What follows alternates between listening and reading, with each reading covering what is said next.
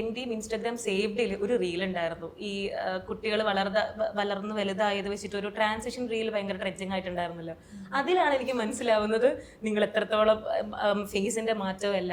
ഞാൻ ആദ്യം നോട്ട് ചെയ്ത് ശരിക്കും അൻസു ചേച്ചിയുടെയാണ് ഫ്രണ്ടിൽ ഹെയർ കട്ട് ചെയ്ത് ആദ്യം വണ്ടിയിൽ നിന്ന് ഇറങ്ങി വരുന്ന കുട്ടി.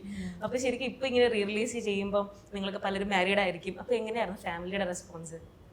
ഞാൻ മാരീഡ് അല്ല, ഞാൻ ഇവിടെ ഇൻഫോപാർക്കിലാണ് വർക്ക് ചെയ്യുന്നത്.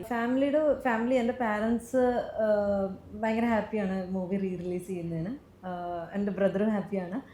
പിന്നെ ഞങ്ങളുടെ പാരൻസ് ആക്ച്വലി ഈ സെറ്റിലൊക്കെ അങ്ങനെ കണക്റ്റഡ് ആയിരുന്നു. അപ്പം മീൻസ് ഞങ്ങൾ ലൈക്ക് മോർ ദാൻ ഫ്രണ്ട്സ്, അവരും ഒരു ഫാമിലി, ഒരു നല്ല ബോണ്ട് ഉണ്ടായിരുന്നു അവർ തമ്മിൽ. നിങ്ങൾ തമ്മിൽ ശരിക്കും കോണ്ടാക്ട് അതിനുശേഷം ഉണ്ടായിരുന്നോ? അതിനുശേഷം ഇല്ല, ഞങ്ങൾ രണ്ടുപേരും കോമൺ ഫ്രണ്ട് വഴി. അപ്പോഴാണ് ഇൻസ്റ്റാഗ്രാം ഒന്നും ഇല്ലല്ലോ. അതെ, ഓഫ് ലൈറ്റ് തുടങ്ങി കഴിഞ്ഞ് പിന്നെ ആൻസുനെ എനിക്കറിയായിരുന്നു ബിക്കോസ് ഓഫ് വേറൊരു മ്യൂച്വൽ ഫ്രണ്ട്.